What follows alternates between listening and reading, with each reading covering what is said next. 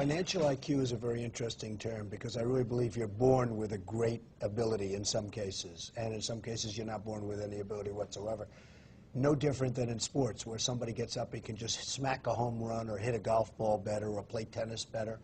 So you are born with somebody, but you can also learn a lot. You can learn so much, and that's where financial IQ really comes, and as we discussed in our book, that's really where it comes together. And I think in our next book, we're going to spend a lot of time talking about financial IQ because it can really be improved. That's correct. And financial IQ is how we solve our financial problems. And that is our message to people today, is that in a world of tremendous financial problems, it really is an opportunity to get smarter, to solve your problems, and not run away from them. So it's really a good time, a tough time. Like you say, we don't want to go through them too many times. But when I lost everything in the 80s, I thought the world ended.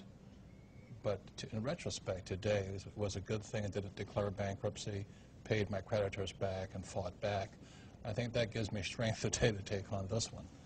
But I feel, and I know that you feel, that you can do better today than you could have done 2 or 3 years ago.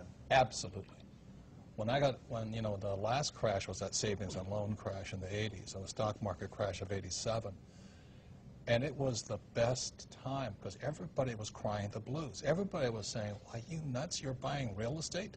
And that was when the RTC, Resolution Trust Corporation, right, they were giving away the best real estate in the world. And other people were saying, "These are terrible times." I'm going, "You got to be crazy." I've never seen good property so cheap. As you said, the banks wanted to have you take it off their hands.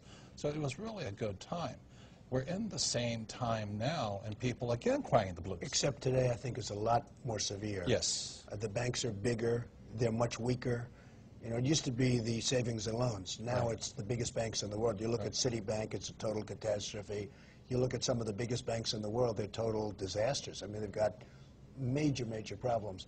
We never had that in 1990. We never had that. So this, you could say, is a far worse, and I mean, statistically, it's a far worse period of time. But I think there's far more opportunity. That's correct.